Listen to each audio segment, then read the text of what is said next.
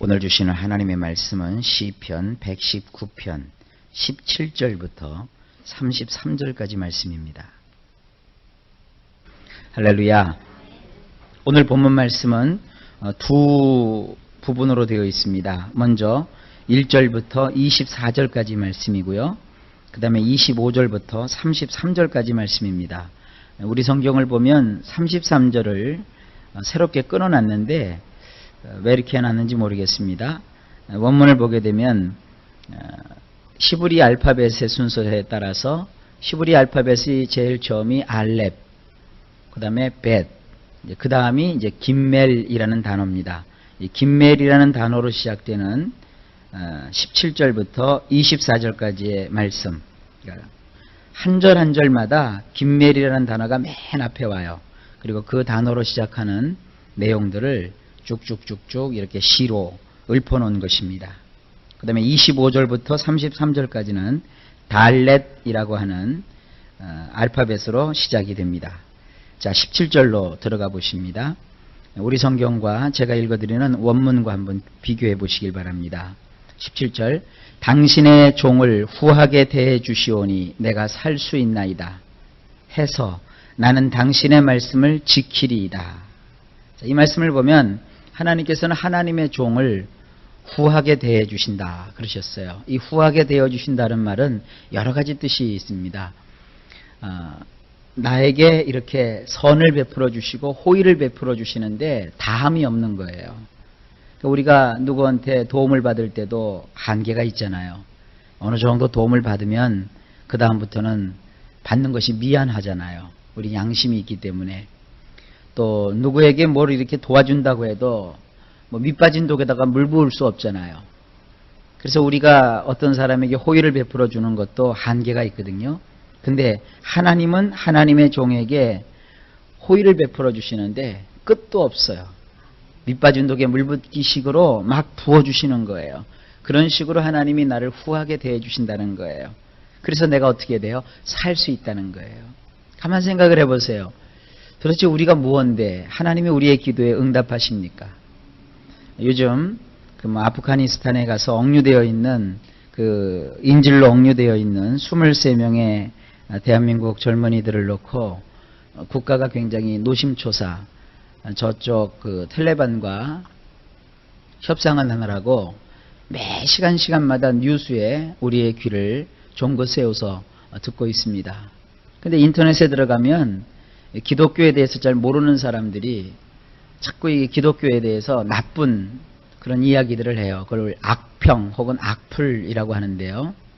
그 사람들의 그 주요 내용이 뭐냐 하면 하나님이 살아가신다며, 하나님이 살아계시면 그 사람들이 23명이 간 것이 하나님을 믿는 하나님의 자녀들이라면서 어떻게 자기 자녀가 그곳에 가서 억류되어 있는데 하나님은 가만히 계시느냐. 아무런 조치도 안 하시는 거 보니까 하나님은 없다 이래요. 바보 같은 짓이죠. 하나님은 눈으로 볼 수 있는 분이 아니십니다. 또 하나님은 우리의 그 생각처럼 그렇게 얕게 행동하시는 분이 아니세요. 만약에 우리 하나님께서 우리 눈으로 볼 수 있고 우리 손으로 만질 수 있고 우리 귀로 들을 수 있다면 그건 믿는 게 아니죠. 이용해 먹는 거죠. 하나님은 믿음의 눈을 가져야만 볼 수 있는 분이시고 또 하나님은 우리의 삶 속에 우리의 생각처럼 그렇게 하시지 않습니다. 하나님은 더 크게, 더 넓게, 더 아름답게 모든 일들을 이루어 주시는 거예요. 만약에 23명의 사람들이 다 죽는다고 해도 하나님은 손가락질 받을 일이 아무것도 없으세요. 또 하나님께서 23명을 다 살려주신다고 해도 그것은 하나님께서 또 그렇게 해주신 거예요. 어떤 말씀이냐 하면 하나님은 우리 인간의 잣대로 평가해서는 안 되는 것입니다. 하나님은 늘 그렇지만 우리의 삶 속에 함께 하셔서 모든 것을 아름답게 일을 이루어 주시는 분이세요. 성경에 보면 이런 말이 있잖아요. 모든 것이 합력하여 선을 이룬다 그랬어요. 우리가 만약에 우리 생각대로 하나님이 움직여 주기를 바란다면 예수 믿는 사람들은 수억만 장자가 다 돼 있어야 돼요.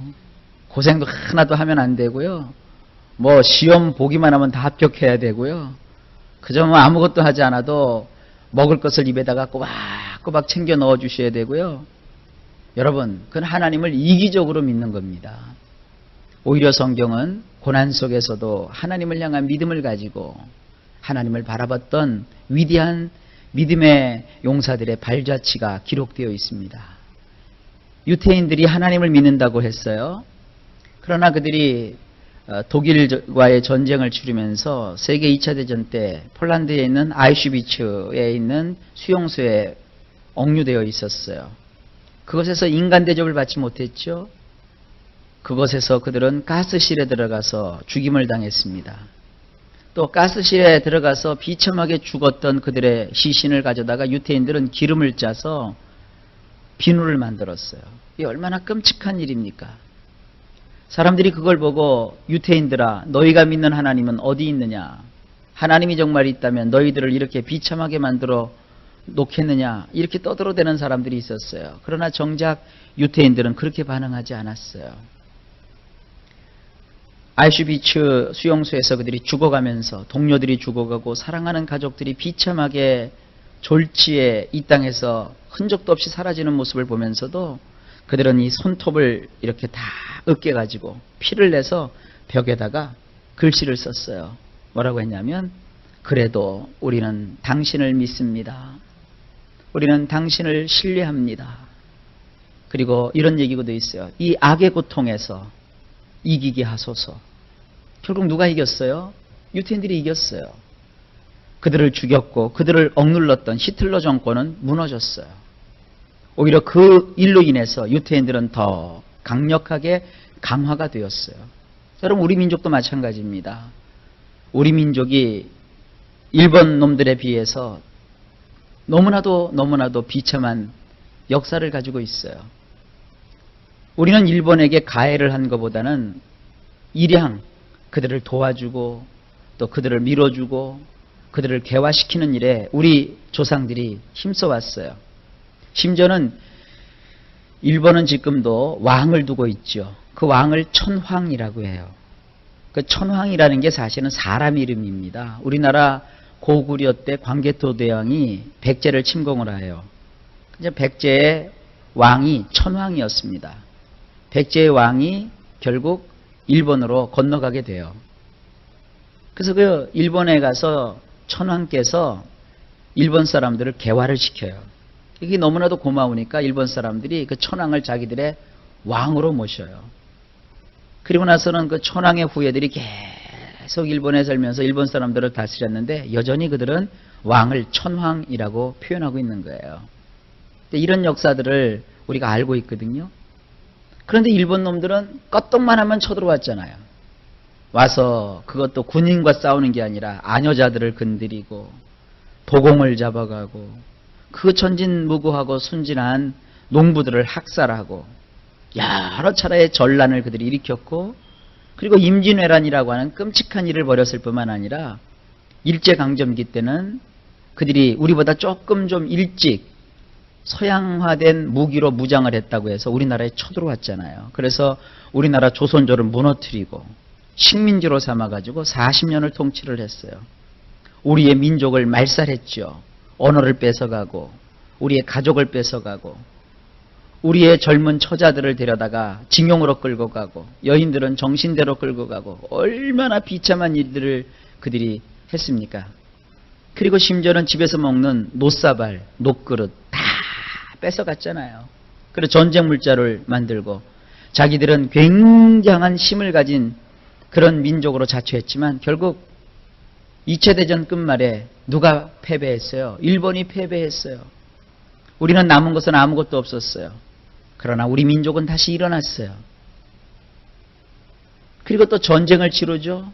소련 공산 집단을 등에 업고 남북한의 전쟁을 일으키죠. 김일성이라는 그 악랄한 인물을 앞세워서요. 요즘 평화시대다 그래서 북한과 화해의 분위기를 우리가 추구하고 있지만 김일성이 세운 북한 공산 집단은 집단은 이 지상에서 없어져야 마땅한 아주 악랄한 잔인무도한 집단인 것은 틀림없어요. 그런데 우리가 그렇게 전란을 겪으면서 저 부산 낙동강 밑에만 남겨놓고 다 뺏겼잖아요. 다 진 거 같죠? 다 무너진 거 같죠? 그러나 하나님은 약자의 편이 되어주셨어요. 그래서 우리 민족을 다시 회복시켜 주시잖아요. 그래서 맥카더라고 하는 미국의 장군을 하나님께서 쓰셔서 인천 상륙작전이 성공하게 되게 하시고 완전히 전쟁의 판도가 인천 상륙작전으로 인해서 바뀌게 되잖아요. 그래서 우리 나라가 다시 회복되기 시작하죠. 그리고 남과 북으로 되어 있는 우리 민족이 북쪽은 저 공산 집단에게 빼앗기고 남한에 조금 남아있는 이 토지, 이 작은 영토 속에서 우리가 전쟁의 잿더미 위에서 다시 이 민족이 일어났잖아요. 그래서 이 민족이 참 못살고 어려웠고 세계에서 꼴찌에서 뭐 첫 번째인가 두 번째밖에 안 됐던 나라였는데 어쨌든 독재가 됐건 뭐가 됐건 하나님께서 또 한 대통령을 세워주시고 이 민족이 다 인화단결하게 하시고 새마을운동을 하게 하시고 우리도 잘 살 수 있다. 우리도 힘쓰면 된다 하고 굳은 투지를 가지고 우리 민족이 달라붙었더니 불과 반세기도 안 되는 짤막한 시간 동안에 우리나라와 우리 민족의 경제 규모가 세계 지금 10위권에 들어왔어요. 이제 우리 민족은 더 잘 될 거예요. 다른 민족과 달리 우리 민족은 고난을 알아요. 그 고난 속에 다져진 민족이기 때문에 누가 뭐라고 해도 우리 조국 대한민국과 또 우리 한민족은 온 세계 만방에 나가서 놀라운 일을 이루게 될 거예요. 이번에 아프가니스탄에 가서 억류됐던 그 젊은이들의 일은 참 안 된 일이죠. 물론 기독교인들이 너무 앞뒤 가리지 않고 주님이 하신 말씀대로 너희는 비둘기같이 순결해야 되지만 뱀처럼 지혜로우라 그랬는데 그들은 좋은 뜻만 가지고 나갔지 뱀처럼 지혜롭지 못해서 이번에 저런 엄청난 일을 겪게 된 것이죠. 조금만 더 조심했다면 하는 아쉬움이 있어요. 하지만 젊은 사람들이 그 외국 땅도 무서워하지 않고 항상 테러가 빈발하는 그 지역에 가서 선교가 됐던 봉사가 되었던 어쨌든 그들을 돕는 일을 했잖아요. 여러분 억류되어 있는 사람들이 그 사람뿐만 아닙니다. 저쪽 지금 소말리아에도 벌써 70일째 억류되어 있는 우리 한국 선원들이 있고 또 우리 한국인들이 있어요. 하여간 우리나라 우리 민족들은 말이죠. 얼마나 놀라운지 여러분도 외국에 나가보면 깜짝 놀라요. 우리나라 사람이 없는 데가 없어요. 온 세상에 퍼져 있단 말이에요. 근데 나가는데 이유는 여러 가지가 있더라고요. 어떤 사람은 빚에 쪼들려서 살다 못해 도망간 사람도 있고요. 또 우리나라에선 사업을 하다 안 돼가지고 또 간 사람도 있고요.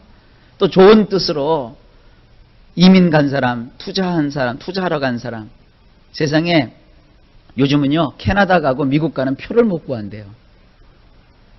얼마나 휴가철이 되면 우리나라 사람들이 비행기를 타고 온 세상으로 다니는지 이게 여러분들 외화 낭비하고 그러는 거 같죠? 아니에요. 우리 젊은이들이 외국 가서 뭘 봐요? 아, 여기도 돈 벌 수 있구나.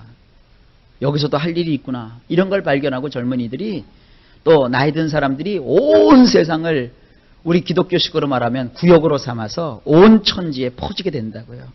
이렇게 온 천지에 퍼져서 사는 민족이 딱 두 민족밖에 없어요. 유태인들하고요. 우리 한국 사람들밖에 없어요. 일본 사람들은요, 우리처럼 이렇게 가서 외국에도 많이 살지만 그들은 이렇게 뭉쳐서 살아요. 뭉쳐서. 그래서 꼭 일본 애들은요, 꼭 뭉쳐 다녀요. 근데 우리나라 사람들은 혼자 다녀도 괜찮아요. 우리나라 사람들은요, 이렇게 나가도요, 아프리카 가면 햇빛을 많이 보면 얼굴이 꺼머티틱해져요. 그래서 아프리카 가서 한 10년만 살면 아프리카 사람처럼 돼버려요. 또 우리나라 사람들 저쪽 백인 지역에 가서 또 살면 말이죠. 또 굉장히 우리나라 사람들이 깔끔하고 깨끗하잖아요. 어떤 사람이 그러대요. 일본 놈들은 깔끔하고 우리는 좀 지저분하대요. 천만의 말씀. 일본 가보세요. 그런 말 안 나와요. 우리나라 사람들이 참 깔끔한 사람들입니다. 그러니까 백인 지역에 들어가도 우리 한국 사람들이 들어가면 귀족처럼 그렇게 살아요. 하여간 우리나라 사람들은 말이죠. 이 동남아시아에 가면은 우리나라 사람들은 티가 안 나요. 저도 이렇게 가끔 옛날에 동남아시아 쪽에 있을 때 태국에 이렇게 제가 있으면 사람들이 제가 한국 사람인지 몰라요. 입 다물고 있으면요. 얼굴이 우리나라 사람들은 잘 바뀌어요. 근데 일본 애들은 안 그래요. 일본 애들은 꼭 가면 티가 나요. 하이 하이 이러고요. 이런 애들은 어디 가도 티가 그렇게 나요. 중국 사람들도 티가 나요. 중국 사람은 앉았다면 막 시끄러워요, 막. 그리고 중국 사람들은요, 꼭 그 사람들은 이 컵 갖고 다녀요, 컵. 그것들이 이렇게 그 물병 있잖아요. 걔네들은 물병 갖고 늘 다니기 때문에 티가 확 나요. 근데 우리 한국 사람들은 이렇게 보면 이게 한국 사람인지, 태국 사람인지, 싱가포르 사람인지, 베트남 사람인지 구분이 잘 안 가요. 그만큼 우리나라 사람들이 이 적응력이 강해요. 그게 다 어디서 나온 건 줄 아세요? 고난을 겪었기 때문에. 그 생존하는 비결을 우리는 체질적으로 갖고 있어요. 여러분 자녀들 너무 염려하지 마세요. 우리 한국인의 피를 가진 자녀들은요, 우리끼리 우수한 아이들끼리 막 경쟁을 하니까 공부를 더 잘하고 못하고 그거 따지는 거죠. 일단 외국에 나가서 외국 사람과 우리나라 아이들을 붙여놓으면 우리나라 아이들이 돋보여요. 돋보여. 제가 너무나도 그렇게 우리나라 사람들을 좋게 얘기해서 그런지 몰라도 하여간 그래요. 이 세상에 고난을 아는 민족은요 그렇게 많지 않아요. 근데 우리는 그런 고난을 아는 민족이기 때문에 쉽게 넘어가질 않습니다. 좌우지간 뉴스나 이런 걸 통해 가지고 여러분들 하나님이 어디 있느냐 이렇게 떠들어대는 사람들 보면 다 애송이들, 어린아이들, 아직 세상을 경험해보지 못했던 사람들이 그러는 거거든요. 그래서 우리가 그런 그 보도를 접하면서 신앙에 여러분들 변함이 없으시기를 특별히 주님의 이름으로 부탁을 드립니다. 자, 오늘 이 말씀을 쭉 보면 18절입니다. 나의 두 눈을 열어주사 당신의 율법 속에 있는 놀라운 것들을 볼 수 있게 하소서. 하나님 말씀 속에 놀라운 것들이 있거든요. 그걸 볼 수 있게 해주소서. 19절 나그네 된 내가 땅에 있는 동안 당신의 계명들을 나에게서 숨기지 마옵소서.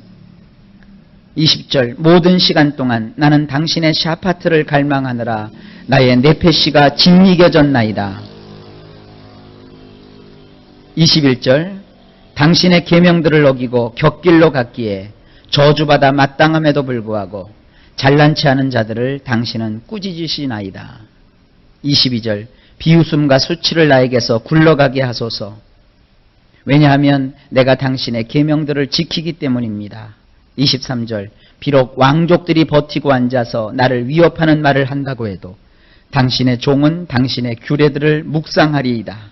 24절 당신의 계명들이야말로 나의 즐거움들이며 나를 상담해주는 자들이니이다. 이게 김메리라는 단어로 시작되는 한 문단이 끝나요. 여기 보면 하나님 말씀 속에는 참 놀라운 것이 있다. 그것을 나에게 숨기지 말아주세요. 그리고 그렇지만 이 세상에는 하나님의 이 계명을 모른 채 잘난 체하며 사는 사람들이 있습니다. 그들은 저주받아야 마땅한 자들입니다. 하나님은 그런 사람들을 그냥 두지 않으십니다. 하나님, 나는 하나님의 계명을 지키고 살지 않습니까? 나의 인생 속에 비웃음과 수치가 없게 하여 주세요. 그리고 사람들이 나를 그렇게 위협한다고 해도 나는 하나님의 말씀을 떠나지 않겠습니다. 이 세상에서 아무리 불리한 조건이 나를 위협한다 할지라도 나는 하나님의 말씀을 붙들고 살겠습니다. 바로 하나님의 계명이야말로 나의 즐거움이고 또 나의 인생에 상담해주는 상담가들입니다. 이렇게 고백하고 있어요. 얼마나 놀랍습니까? 여러분 하나님의 말씀을 붙잡고 사는 것은 참 행복입니다. 여러분도 저도 모두 말씀의 사람들이 되시기를 바랍니다. 그럼 25절입니다. 달렛이라고 했어요. 달렛이라는 글자로 시작되는데 나의 네페시가 쓰레기와 뒤엉켜 있사오니 당신의 말씀으로 나를 다시 살려주옵소서. 우리 성경에는 이게 티끌이라고 되어 있는데 혹은 진토라고 되어 있는데 이 진토라는 말이 쓰레기 더미라는 뜻도 있어요. 지금 나의 네페시가 쓰레기와 뒤엉켜 있어요. 죽을 지경이죠. 그런데 당신의 말씀으로 나를 다시 살려주십시오. 이렇게 시작을 해요. 25절 내가 살아온 방식들을 고하오니 당신께서 내게 응답하사 당신의 교훈들로 나를 가르쳐 주옵소서. 27절 당신이 교훈하여 주시는 방식을 나로 이해할 수 있게 하시어 당신이 행하시는 놀라운 일들을 묵상하게 하소서. 이 원문으로 보면 계속해서 방식, 길 이렇게 계속 반복되는 단어가 있어요. 우리가 인생을 살아가는 방법이 있죠. 혹은 인생을 살아가는 길이 있죠. 나름대로 삶을 살아가는 법이 다 달라요. 여러분 여러분들이 이렇게 국어고 밥하고 나오면 국부터 드세요? 밥부터 드세요? 어떤 분은 국과 밥을 보면 그냥 말아서 먹고, 어떤 사람은 국을 먹어도 건더기만 건져 먹고, 어떤 사람은 국을 먹어도 국물만 먹고, 어떤 사람은 밥부터 다 먹고 맨 마지막에 국물 마시고, 어떤 사람은 국부터 먹고 나중에 밥 먹고. 어느 게 순서예요? 자기 마음이에요. 자기 마음. 다 달라요. 우리가 인생을 사는 방법이 다 달라요. 하나님은 우리의 구미에 맞게, 우리의 처지에 맞게 하나님의 말씀을 통하여서 각기 살아갈 수 있는 방법을 알려주세요. 바로 그 얘기예요. 오늘 이 얘기가. 그래서 27절을 보세요. 당신이 교훈하여 주시는 방식을 나로 이해할 수 있게 하시어 당신이 행하시는 놀라운 일들을 묵상하게 하소서. 28절. 나의 내패시가 슬픔으로 녹아서 뚝뚝 떨어지오니 당신의 말씀으로 나를 일으켜 세워주소서.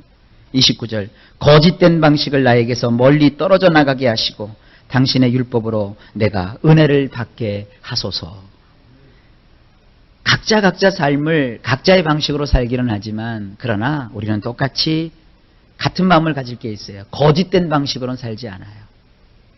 거짓된 방식으로는 살지 않아요.